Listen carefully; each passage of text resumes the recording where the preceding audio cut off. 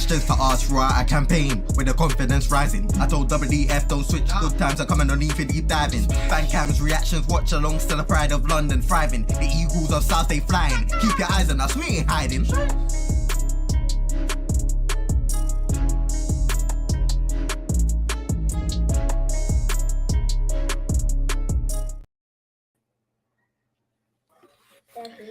Big up, big up, big up.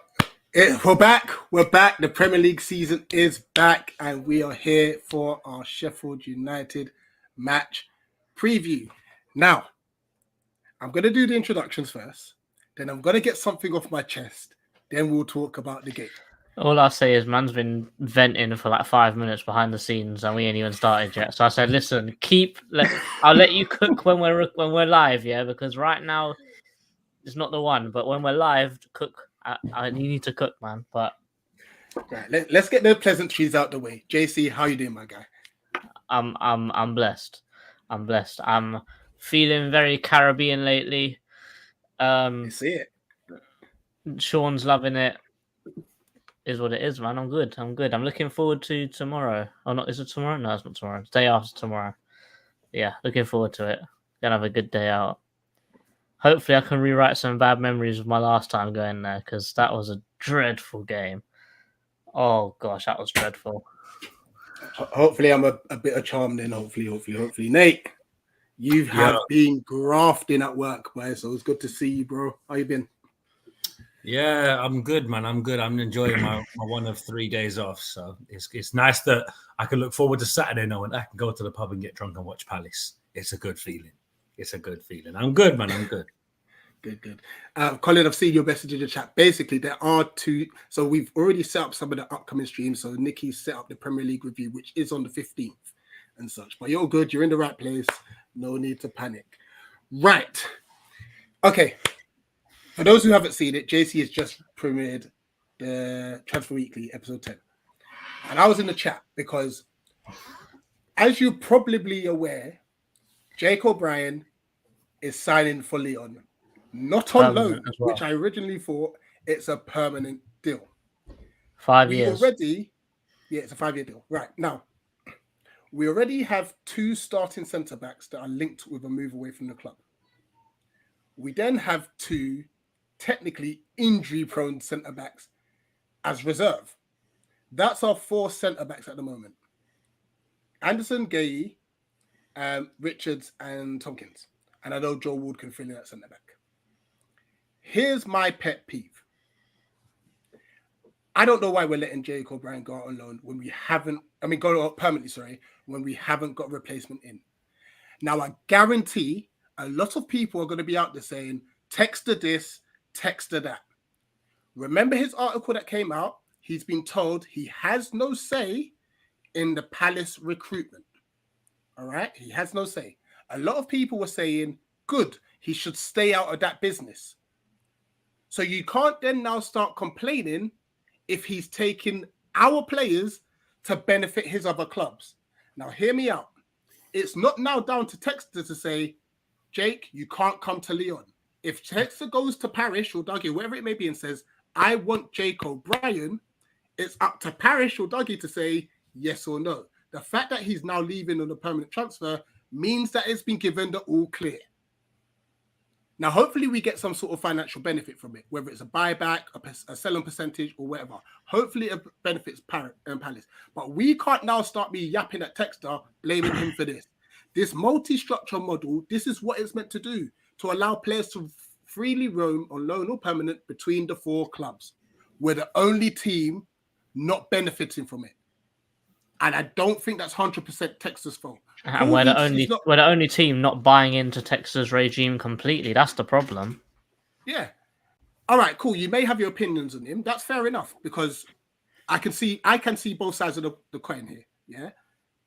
But don't be the ones to start blaming him when he wants to do something for the club and then complain if all the other teams are benefiting. We can't have it both ways. I just wanted to get that off my chest before we start this preview, because I'm annoyed that O'Brien's gone. I am annoyed, but I'm more annoyed that we're not benefiting from this model. There are some ballers in Lyon. there are actually some ballers in Botafogo, and I'm sure there's some ballers in Molenbeek. I'll As put it this short as way. it is, I'll put it this way: if we were, I don't know, if we were earlier in this transfer window, certain players that wanted out of Lyon as fast as possible, such as Dembele and Usam Aouar. I'm not saying that we would have got them, but I'm saying that if maybe Textor could have pulled a few strings, we could have potentially even got them on loan. both on free transfers, by the way. And they both left on free transfers, and both of those players weren't even playing for Lyon. But for us, they do bits. So, yeah, that's my 2 cents of what Rich said. Red F's comment says, "Do you guys want to sign up for the Textor model?" I'm not necessarily saying that I'm all for it, because it's hard to judge what you don't see. Do you understand? But the other 3 clubs are benefiting from it at our expense. That's the biggest issue with it. Leon's just taken our centre back. Some of our actual, like Ainsley Maitland-Niles. I know a lot of people don't fancy him, but he went on the free transfer to Leon. Do you understand? This is what I'm saying. Like, we're not benefiting from any of this whatsoever. That's more of my anger and frustration with it.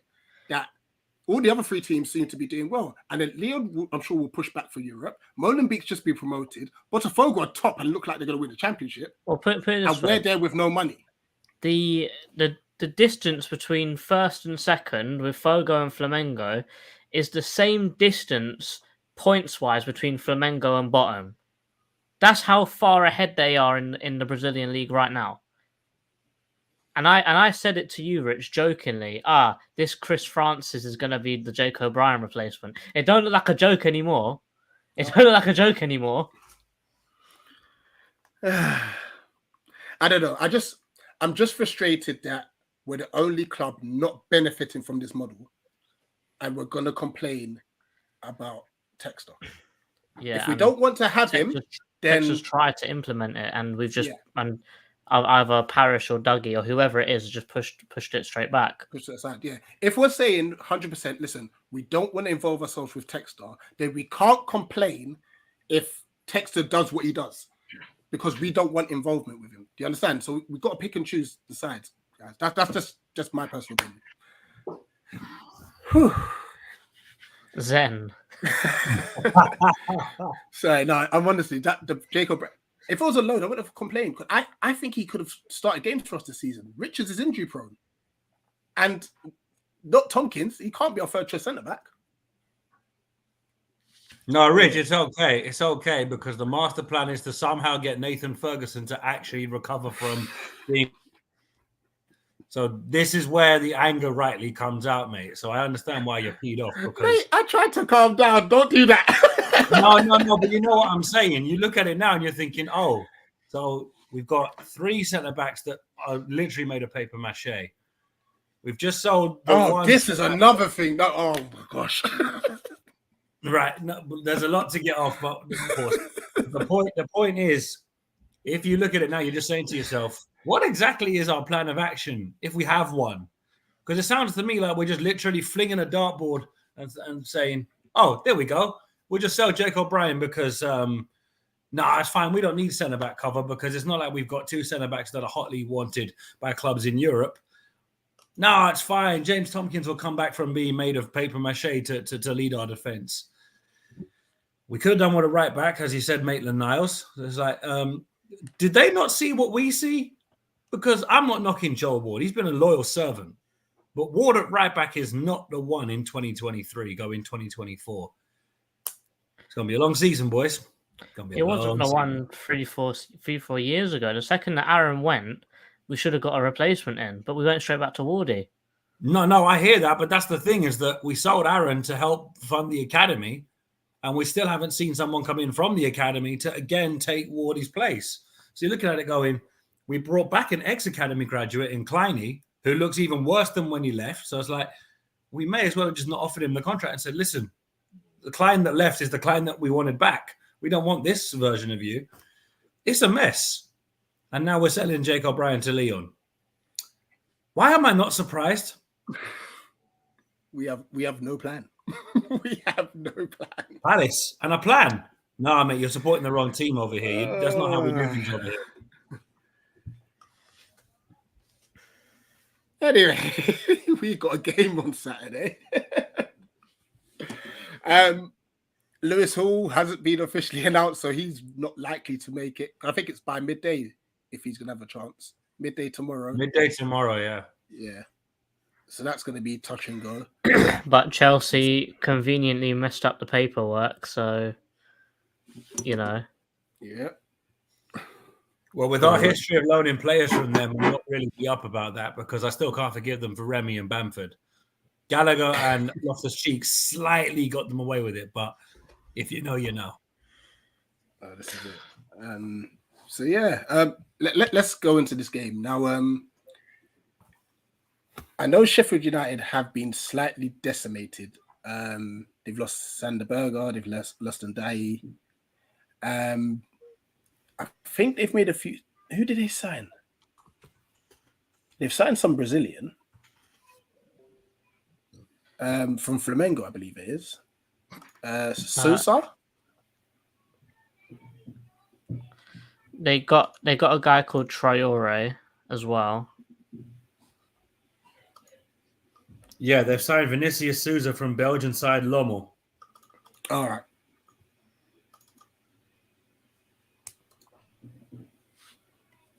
So yeah, obviously it's going to be new territory. I mean, JC and Dan did an amazing job last night with Tacti Eagle. But you know what? It's the first game of the season. It's a newly promoted side and away from home. I hate these type of fixtures first game of the season. Yeah. You know, it's going to be nerve-wracking. Me, no word of a lie.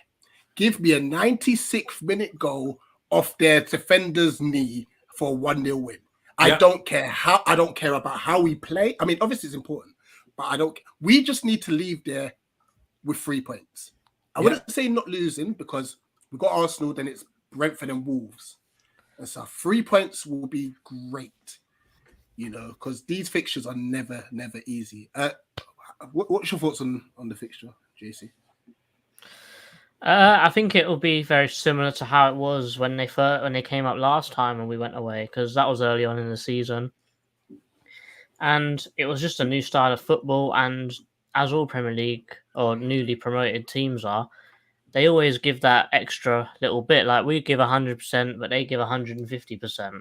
They just wanted it that extra bit more, and that's what got them through it. I think it's happened the same thing we played against Huddersfield a few years ago. Same thing against Brentford when we drew 0-0 and we probably should have won, but because of their work ethic, they kept it at 0-0.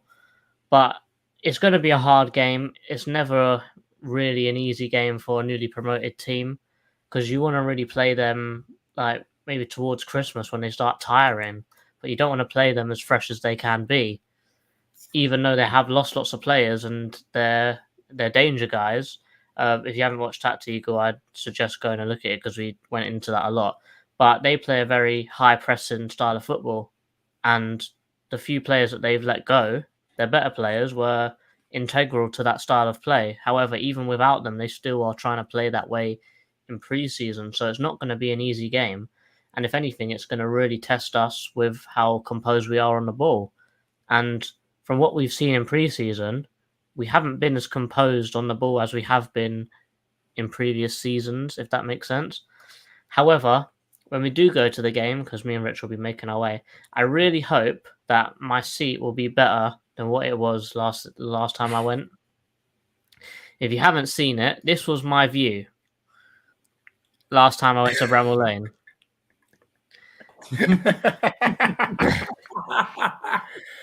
Wait, just out of curiosity, are you sure that's not how it's meant to be and it's just because you're so small? I'm not sure, you know, but if I stood up, I could just see just a little bit, just about over. Next time, just stand on the seat. Oh, I did. Well, to be fair, I didn't stay. Like, obviously, it's my seat, but you know, you never stay where your seat is. But yeah, I'm looking forward to it. Premier League's back. We should be happy for it, but because of how the club's run, we've just got so much stress and it's just unneeded, isn't it? Like, if the club was just run slightly better, we wouldn't be like this. We will be happy. Yeah, the Premier League's back. Hooray. But we're not like that, are we? It's just terribly run, stupid decisions. I hope there's a plan, but as Nate rightly said, when has there ever been a plan? And when have we ever stuck to a plan?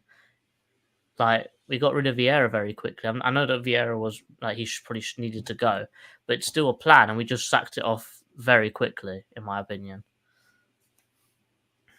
Yeah, I mean, just on that, JC. Look, Roy Hodgson, I think he'll do well. I think he'll do well. I'm not saying he won't. No, I know that. I definitely know that. Trust me, I know that you're not a slanderous one, to be fair. But one thing I will say, I am so happy, and I'll come to you with this, Nate. I am so happy he's come out and called out the board. Said, listen, I need players. I tell you what, scenes if Roy walks because we don't get any players. How many times have I said it? I've said H&B are the main problem, and I'm not talking about the ice cream. We know who the real problem is here. As you said, Ridge, you can blame Texter, attack Texter, the whole lot, but we don't hear from the other two. We hear from Parrish, can't get enough of him on the telly and on YouTube and everything else. Texter, you've seen what he said and what he wants to achieve. But the other two, strangely enough, they're silent. Now, obviously, Patrick, big up to him from back of the nest, gave us an insight into how Josh Harris handles things in America with the 76ers and the Devils and everything. These are the two that I'm always worried about. These are the two I actively want to see out of the club, because since they've come in, what have they really contributed towards, apart from maybe just funding the main stand, which is still yet to get underway? I know some people might look at it and say, well, without them, we don't have the kind of resources, but they're not putting that money in. They're literally hoping that the Premier League money still keeps rolling in, year out. That's all they're here for.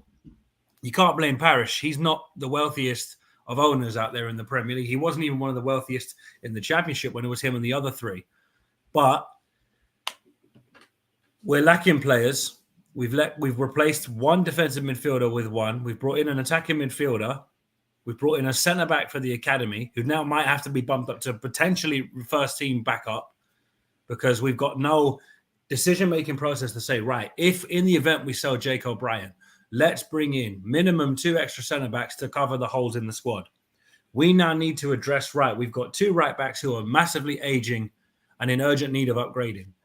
We need to start either using the academy a bit more closely and maybe giving Caden Rodney a slight little litmus test to see, is he ready yet? We all know from the game at Oxford last season, he's not quite there yet. But what we as fans want to see is, right, if we're not going to go spend 20 million on a right back, let's hopefully see a youngster progress where we can say there's potential there. Not guaranteed first teamer, but there's potential. Potential can't get you everything. But as I've said, we are quite literally we're the one chef in the kitchen that don't know how to cook. Can't strike a match, can't light a stove on fire, just literally looking around like John Travolta in Pulp Fiction. That's what we're doing. We're just hoping to God some players decide to wear the red and blue just to bail us out of looking awful. But it's just it's a nightmare. It's a shit show. Pardon my French. It's a mess. And this is the sort of game where you need to have everything in place, because if we're not ready for game 1, we're going to get exposed, because they're coming off the back of a promotion season. That was us 10 years ago. And when we first played in the Premier League, I think we played Spurs at home first game. We didn't care that we lost. We were just, we're in the Premier League. This is great. But now we're here 10 years and we haven't done nothing. And we've seen that lot on the South Coast get Europa League football. And it hurts me to say that, but reality is reality. So now you've got to say to yourself, okay, we can't match them blow for blow, because they were building towards this long before we got promoted. People don't want to look that far back, but look at what they built. They built that stadium to get to where they are now. It's taken us 10 years to still get planning permission sorted for the main stand. In that time frame, we could have built a new stadium over at Crystal Palace. But no, it's okay. We don't want to move back to where we actually have the space to build a new stadium. Let's just give Selhurst Park a minor facelift to make it look less ugly. Oh, but wait, we haven't got the money because our beloved American overlords don't even bother coming to games. Or when they do come to games, you don't even know they're there. They're just 2 random Donnies. It's like, who brought Ted Lasso here? Oh, you said you didn't want to get on a rant, Rich. Now look what you started. You started me on one. But Harris and Blitzer, for those who don't understand. H&B, they're the problem. This is why I'm very wary of American partnerships. Look at Hicks and Gillette at Liverpool and even FSG. American money, it ain't the one. So I only hope, if there is a God, I'm not saying there is or isn't, we need a miracle. And if Roy walks, I wouldn't blame him. That's it. Let's before we attempt to combine the level without a Sheffield United fan, which might be a bit tricky. How do you think what's gonna shape up? I know obviously we've dealt with that on Tapped Eagles, so this is more so for Nate, and I'll have a go myself as well. But yeah, Nate, how do you think we're gonna shape up? Oh, let's see. We'll have to play Pete the Eagle at left back, Alistair Eagle at right back. We'll have to dig up Jim Cannon from retirement to have him play at centre back. We might have to play Calvin Andrew up front. And if we're lucky and he's not down the golf course, we might just be able to bring Mark Bright and play him up top as well, because it's just going to be peak. But no, being serious for a second, it's got to be Schlupp or Edouard left, Ayew right, and one of Edouard or Mateta up top. But I don't know how I feel about that. I mean, Wilf's gone, so there's no Wilf. And thankfully that's the case, because I don't want him to go down the way this is going, because this is just painful. But it's a mess, because you're looking at it thinking, you can't even pick a strong starting 11 out of this group, because Mateus França apparently isn't going to be ready for the first game of the season. Good thing, because I want him to slowly bed in. But provided Decore and Lerma are there, what's the point in predicting it? Because Gay and Anderson could be gone before the transfer deadline. But if I had to pick a team, Johnston in goal. I want Vicente Guaita held hostage in Galway until he decides to actually. Yeah. But you see what I'm saying. Johnston in goal, Ward, Anderson, Klein, Mitchell if he's fit. If not, then Gyro at left back, because I'm sorry, I'm not on this Adaramola business. Decore, Lerma, defensive midfield. Eze in the 10. Schlupp left. Edouard right. Edouard a striker and Ayew on the right. Or failing that, Edouard left, Mateta in the middle, Ayew on the right. Either way, just interchange whichever of the two you want, but that would be the one I'd go for. I think for me, I'll just stick with the team that we played against Lyon with, because we just know what it's like. We played pretty much close to 90 with that. So Johnston in goal, Ward right back, Anderson, Gay, and Klein. I mean, to be fair to Gyro, when he came on, he's better on the ball, and he's left-footed, which helps. But obviously, Klein's played most of the game, so I just think it makes sense. And yeah, the rest is, as you said, Nate, Decore, Lerma, Eze. See, I would love Ahmad to play this game. However, because he's not played the last two, it has to be Schlupp, Ayew, and Edouard. Which is harsh on Ahmad, because he was brilliant in the first couple of games of preseason. He struggled a little bit against, I think it was Seville, where he found it a bit hard on the right hand side. But apart from that, he's had a very good preseason. But you know what? I think this is probably the one time, and especially based on the circumstances, that I'm not going to complain about Ayew and Schlupp, just because they're experienced heads. Just for this game. I hope, but as the window goes on, we've got 22 days, I think I saw in the chat, that we address that and stuff. Now, not so much Ayew, because you know what? I think he gets unwarranted stick. What he actually offers for us, I don't think any player in our team can do it. The amount of fouls he buys and so on and so forth. Yes, the final third.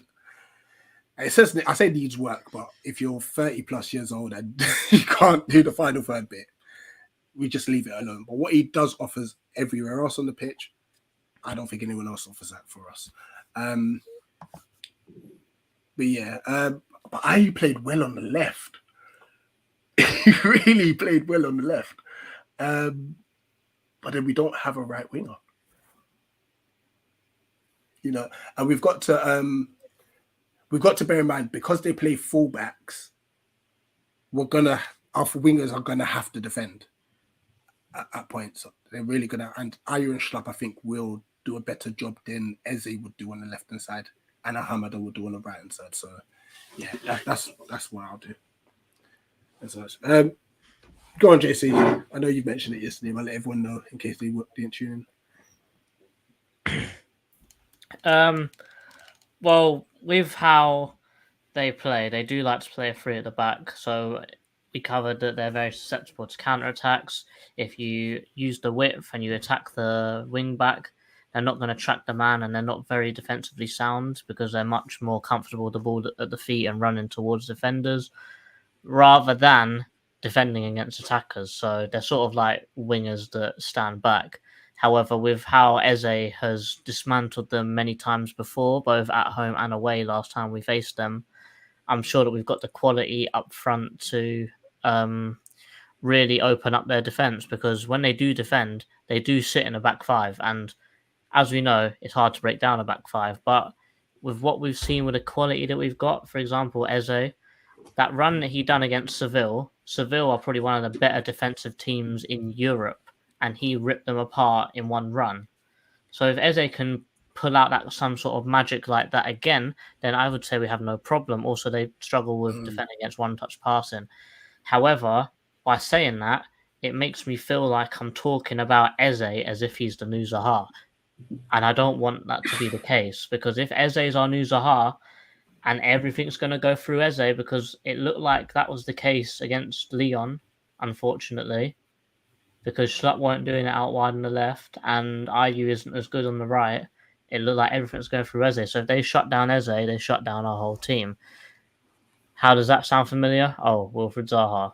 That's the rabbit hole that I think that we're unfortunately going down unless we can get more players in. Obviously, with França, it's probably going to change a little bit, but he's going to take time. And that's one thing that is going to be hard to do, because we spent so much money on him that normally if you spend that much money on a player, you're thinking he's going to jump straight into that first team, he's going to smash it. But that's not the case. We've bought a prospect here. We've not bought a finished article. And unfortunately, I feel like because of how frugal Palace's fan base is, they're going to turn on him the second that something bad happens. And it's the unfortunate truth. But there are definitely ways that we can attack Sheffield United, as I said, with counter-attacks and spreading the play. And also, they've not got any strong goalkeepers. No disrespect to their goalkeepers at all, but there's been many times that all three of their goalkeepers have let in clangers, and multiple of them as well. Probably one thing that we need to watch out for is set pieces, because they look for set pieces, and we know how bad we are at defending them, and they are very good at attacking them. I believe that they scored 78 goals last season, and I think nearly 30 of them were from set pieces. So, we need to be careful here. No, for real. I also feel like something that's going to be key, and I know obviously you just touched on Jeffrey Schlupp regarding his performance against Lyon, but what he does do well is he makes runs into the box, and that's going to be so key, because they're going to have that low block. So we're going to need runners to just try and create some space from somewhere. So with Schlupp, as he's not an out-and-out forward, and he has been very used to playing left-back and centre midfield, with him playing in an advanced role, when he does make a run into the box, it's a different run.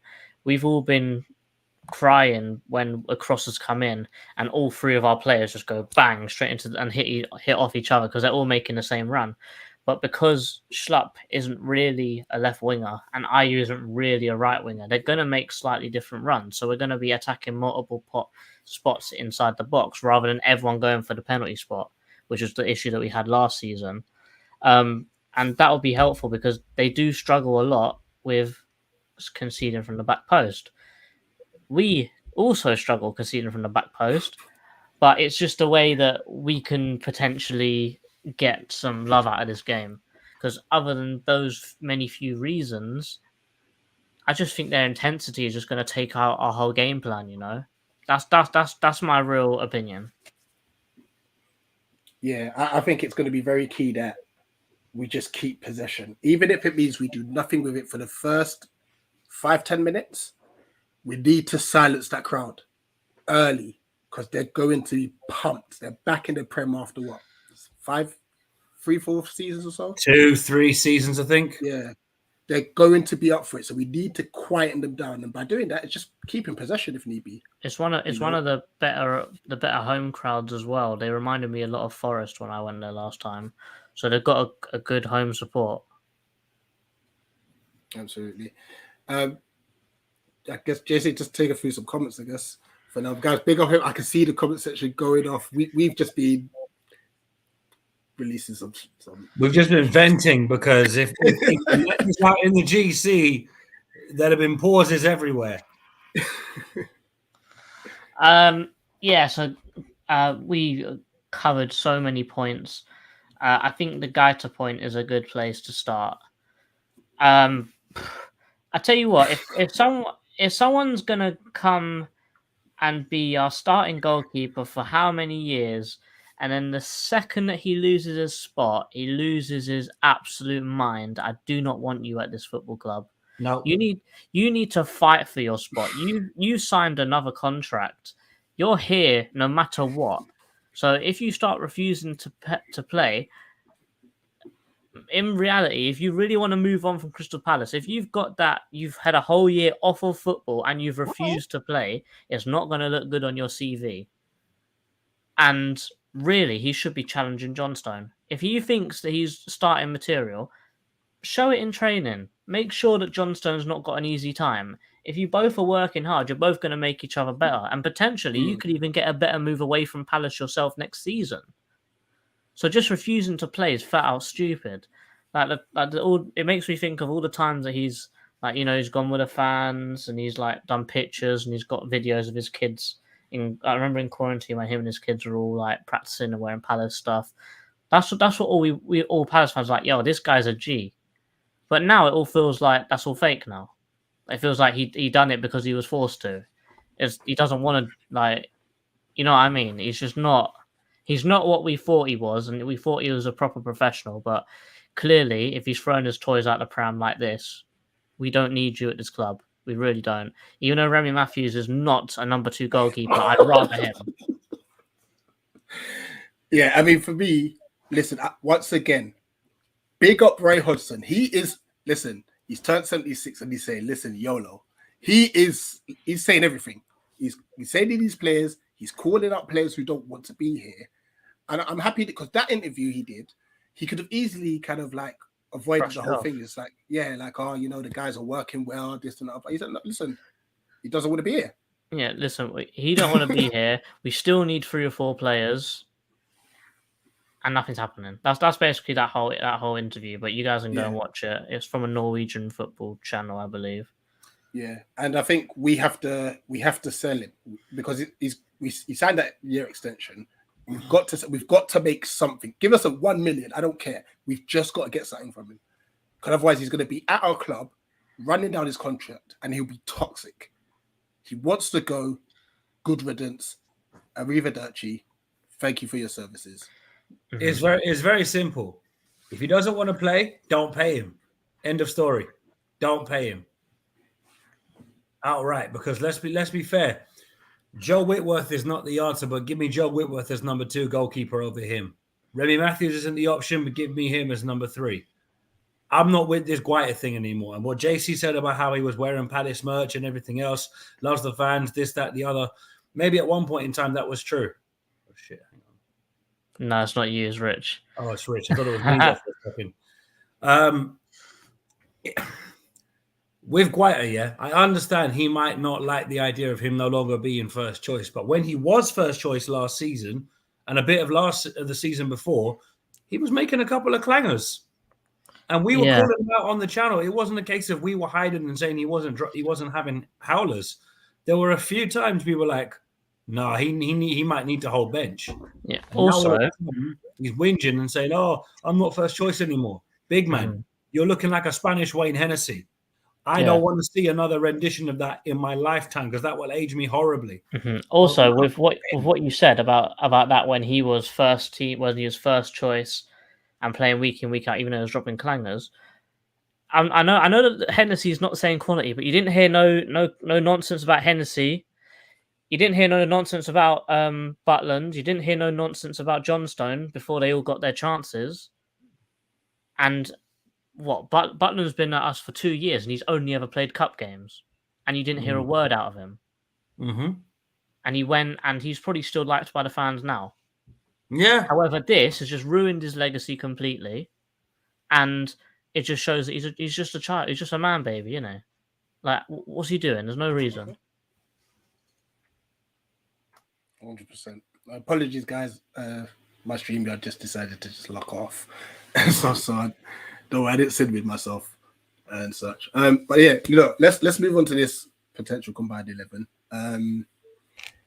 I think the best way of doing this, guys, because we don't have a Sheffield United fan to do this, is let's put the Palace starting lineup up what we think it's going to be, and then pull out 3 players from there. So I've gone onto the Sheffield United website and I've had a look, and there's only really 3 players that I'd put in over our players, and one of them is a big stretch. So 2 of them are fullbacks, and I don't think that there's any surprise there whatsoever because they play wing backs, and we need attacking fullbacks with how we're playing. So I think that we can put those guys straight in. I believe their name. I think the right back is Max Lowe, because Bogle is injured, and I think he's another one that's refusing to play as well. Wow. And they got that Larousse from Club Troyes as well. He was a Liverpool academy player, and he's played in every preseason game, and he's actually pretty all right. And the only other one is a midfielder that I'm going to replace Lerma with, which is Ben Osborne. Ooh. Because replace Lerma. Because I don't think that there's anyone else in that Sheffield United team that would go in ahead of any of our players. Centre forward? They don't have... their strikers are Ryan Brewster, Oliver McBurn, Asula, Jebinson, and Traore. And I've never heard of 3 of them. I don't know much about it, yeah. Oh, the Lerma one's a bit tight, don't it? I only know of Brewster because we were linked with him when he was at Liverpool. And luckily we said, no, you're okay. Yeah, and then really, other than that, I can't see anyone else. Oh, because they play fullbacks, so they don't have wingers, do they? No. They've got wingbacks. Mm. I mean, Max Lowe can play right wing, technically. Or George Baldock, maybe. But that's a push. Sorry. See, I feel more confident in that, sticking Ayew left mid, putting Lerma back in, and that's your 3. The only reason why I'm putting Osborne is because he's probably the only bright spark in their team now. So in Tactical, there was a big thing of when I was talking about it that without Ndai, without Sander Berg, everything goes through Osborne. Their last game, every single attack, every defense, every ball carry went through Osborne. Well, if we could shut that off, then we shut off their supply. Basically, yeah. Also, with this Larousse, they've been trialing him at centre back, but he's not a centre back. He's definitely a better left back. However, we'll go in and I'll fill in the spaces.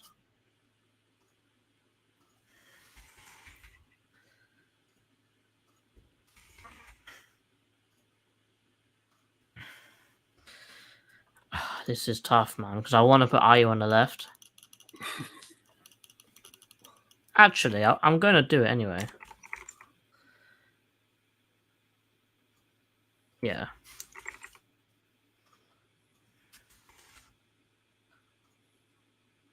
What are we saying? Oh snap! I have a left field shot there. I mean, he's not going to It's start. not going to happen. But... yeah. It's not going to happen, but it's our combined 11, isn't it? Yeah. From pre-season, this is probably the best team that we can field, and probably the best team that they can field as well as a combined 11. Yeah, and bear in mind we have to have 3 of each team, so that's the reason why you don't see a Jefferson Lerma there. Could you imagine we actually could fill out a whole 11? Yeah, this is probably the only time all season that we could. And actually, no, maybe if we play against Wolves. Yeah, they're in a bad state, aren't they? They're in a bad mess. Yeah, sold both their centre backs. Sold Jimenez, even though he's not very good, but still. Lopetegui walked. Neves is gone. Neves is gone. Coutinho. There's a few going. So plus the whole Chinese experiment looks to be going south. So yeah, Wolves, apparently they've got no money to spend. They're in trouble. It's crazy. But this is the combined 11. I believe that when we was doing the combined 11 tier list, that we was going to redo it for if there were no injuries, I believe, right? So that is a shout, actually. The best of the best that we could field. So do you want to try and do that as well? Yeah, let's do that as well. Okay, so and we still have to have 3. Yeah. Yeah, it's at least. But that's it, no? I'm not going to lie. That's it. Just one change. I can't put Franca in because he probably doesn't exist on this website. And also, we don't know we don't know. Well, in reality, with Franca, we've just paid 25 million for someone we don't even know is better than IU. In reality, we don't know. Yeah, in reality. But from what we've seen of him, he's cold. He looks cold. He's cold. Yeah, potentially Bogle at right back, but I don't know enough about Sheffield United, unfortunately, to do that. Are you about tomorrow, JC?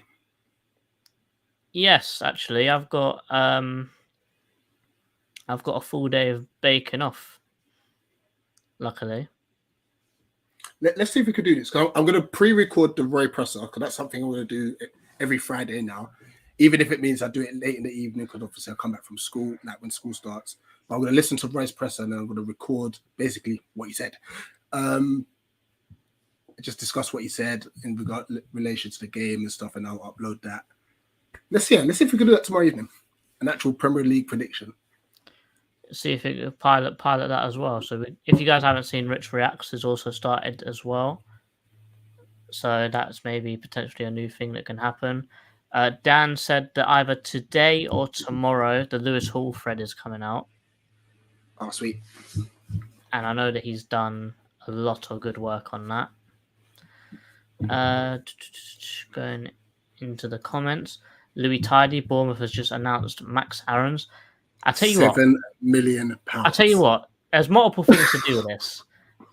There's actually multiple things here that we need to talk about. One is the price, it is absolutely incredible.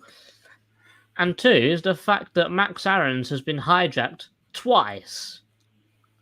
He was going to West Ham, then he was going to Leeds, and then Bournemouth went, bro, that's a steal. Bang, have that. Money in the bank, literally Seth Rollins-esque. That is crazy. So obviously you got that incident. You got Willie Nonto. It looks like it's Everton and only Everton. We're not even involved in them because apparently Leeds are asking for way too much money. However, we are still looking at Somerville, which is still a big plus. You know what? I've always not been an advocate for Nketiah because of his price. But right now, as it stands, give me Somerville and Nketiah. I won't even complain. I just thought we just got bodies in the door, Rich. It's not even about we want this player, that player. It's literally get them in, get them holding the shirt. We need bodies in the door because and Roy said it publicly as well. Yeah, look, beggars can't be choosers, and let's be fair. Like we've been in the Premier League 10 years, and we still don't know if we've got enough money to actively push on, go further on, because the Texter window has come and gone, and lo and behold, look what we're stuck with, because you're still thinking to yourself, so We sold a player for £50 million, spent a chunk of that on the academy, and since then we've only had one solid window of outlay. Yep. Yeah. That's about right. I don't think Nketiah is going to go anywhere though, because Jesus has been injured, hasn't he? So Nketiah and Balogun are probably both going to get quite a bit of game time. No, I think Monaco really want Balogun, you know. And don't forget, Havertz could play up top. That's good. They've got an interchangeable three. And Trossard. They have players that can play as centre forwards, so they wouldn't really be. But the thing is, they are removing quality from elsewhere on the pitch to fill in that. That's the only thing. True, but that's a luxury they can afford. We can't afford that. That's that's the problem. You're looking at it going, okay, Wilf's gone, and now we're literally hoping to God that we can find someone to cover for him, which is just great. Because I think some people are starting to see that Raksachi is not the answer. And also, the Michael Olise news hasn't really died down. If anything, it's sped up, because I'm sure that reading the comments, and I had another look, and Alan Nixon's confirmed this as well, that Man City are prioritising Olise and Bradley. I'm not going to try and say his second name, over Doku to Man City. And if their shortlist is those guys, I'm sure that Olise is probably top of their list. And Chelsea, I'm sure that they're still going and sniffing around. That just means secure the best price we can and reinvest. Let him go. I'd rather him go City. Oh, of course. I'd rather him go City than Chelsea. And you know what? Hear me out. If West Ham are holding out for 88 million... They've rejected it. For Paqueta? Yeah. We need to be playing hardball then. Seriously. Paqueta. 88 million, it's rejected. That's mad.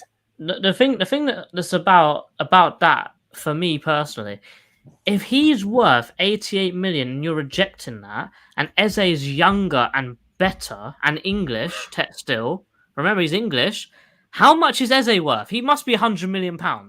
I don't think I'm being crazy anymore. He's got to be worth at least 100. Going by that metric, if Paqueta can get rejected for 88 million, Eze is 100.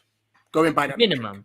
English tax. Listen, English tax. The second, if he holds off declaring for Nigeria, we just use the English tax. End of story. Well, he's already declared for England, and he's played a game. Wait, no, apparently they offered 101 million and they rejected that as well. No, don't lie. Wild. Don't lie. Let me. But he's not. Let me VAR check this. Whilst you're checking that, guys, don't forget, predictions is back. Predictions League is back. Obviously, if you want to get involved, I'm going to message you lot the Discord. So let me hit to join. I've already submitted, so I'm kind of waiting on this Harry Kane saga because I don't know if I should. Yeah, judge Tottenham's. It's true. 101 was rejected. West Ham want 110. Wait, that's more than Rice. Yeah. That's 5 million more than Rice. That's 10 million more than Grealish. He's had one season. And it wasn't even a good one. That's more than Jude Bellingham. No. This is mad. That's crazy. No, man. Stop. Can't.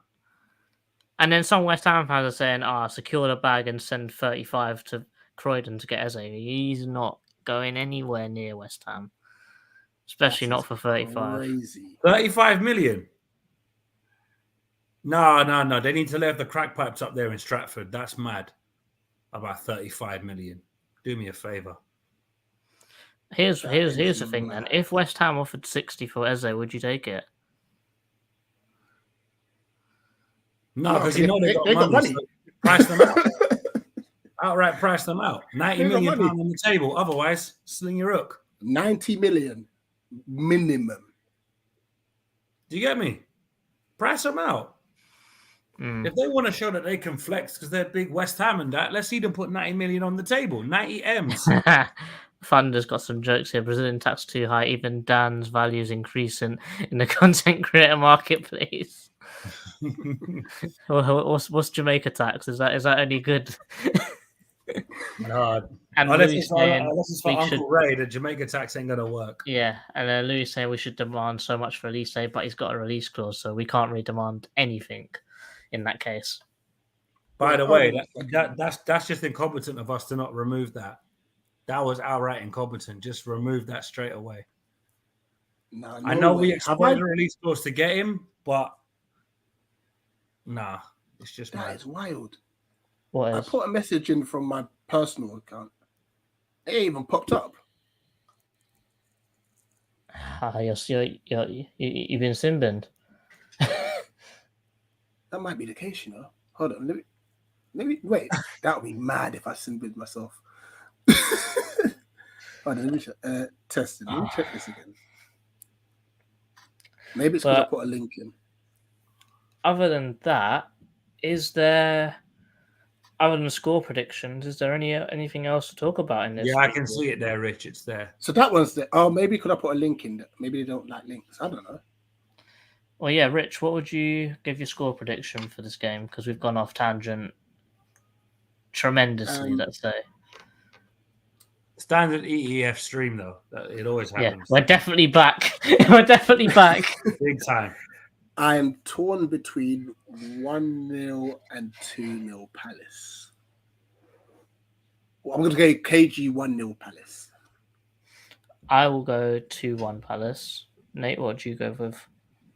I've backed 1-0 Palace because I know it's just going to be one of them awful games that I'm going to have to get very drunk just to remember half of it because, it's going to be a slogfest. It's going to be a 1-0 Palace, hopefully. I say hopefully because I don't even know if Palace are going to turn up. It could be a certain charity football club turning up. You just don't know with us anymore.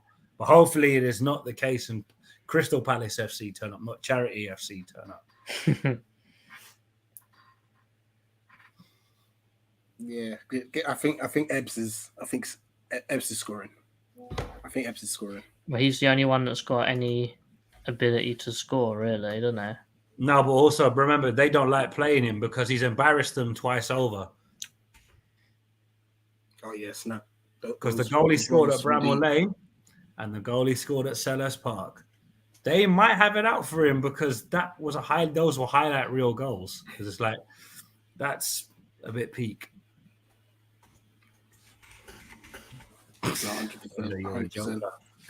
But yeah, like I said, Predictions League, guys, if you want to get involved, obviously there'll be a forfeit amongst the Eagle-Eyed football lot, but there also will be a forfeit for whoever finishes bottom in the table as well and stuff. So there will be for the general league, if you finish bottom, they do the forfeit, and there's a forfeit among us to explain it, basically. Yeah, and the forfeit amongst the guests. So there'll be 3 forfeits. Yeah.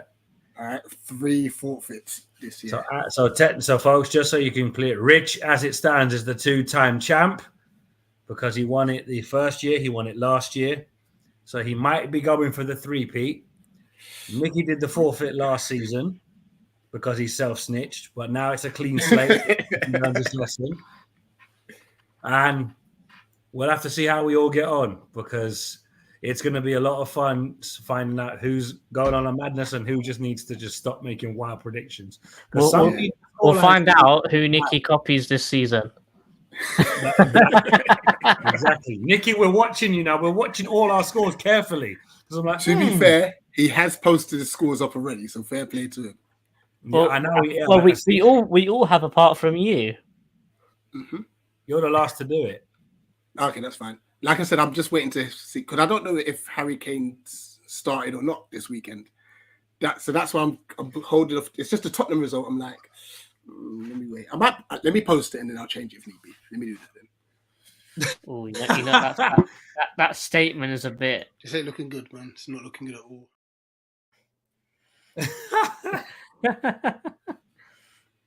Because bear in mind, if it's after the deadline, that's a straight 0, Rich. Yeah, this is. Yeah, let me not forget because Knowing me, I would forget. The deadline is 7 p.m. tomorrow. Yeah, I'm gonna get this out of the way and such. But yeah, now big up everyone, man. Can we get him on just this? quickly, Yeah, absolutely. Colin, the link is in the chat there right now. So it's there so you can jump in because we want to get as many people involved as we can. Also, with the Predictions League, there's also Nicky's little thing going on of the FPL League. So if you guys want to join in, me personally, I've made my team and I'm going to leave it. And hopefully, if you guys are actually involved in it, then go ahead, put that code into your FPL and join. Speaking of Predictions League, Martin's joined, AJ's joined. Yeah, I've seen that. RHEA's joined. Mm-hmm. So we've got some newbies. The more the merrier. The more the merrier. Because last year the Predictions League was just so much fun. We were having so much fun with it. I think for some weird reason it got so much better when we knew that Nicky was doing the forfeit.